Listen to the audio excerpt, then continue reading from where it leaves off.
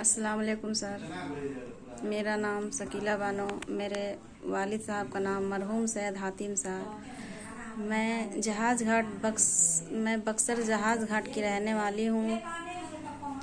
मैं बिहार से उर्दू अनुवादक की एग्ज़ाम पास कर गई हूँ। मैं जब फॉर्म अप्लाई की थी तो हमें नहीं पता चला कि कैसे तैयारी करें, कहाँ जाएं पढ़ने। कोई भी टीचर हमें अच्छे नहीं दिख रहे थे। मैं यूट्यूब चैनल पे ऐसे ही देखते देखते राही इन्फॉर्मेटिव चैनल को देखा। एक दो क्लासेज की, बहुत ही अच्छा लगा। जो भी राही सर का क्लास कर लेगा उसे वो बच्चा ऑटोमेटिक मोटिवेट हो जाएगा और सर से पढ़ाई करने लगेगा।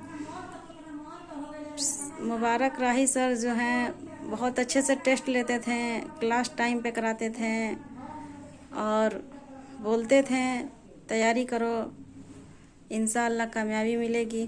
और वैसा ही हुआ, इंशाअल्लाह हम लोगों को कामयाबी मिला।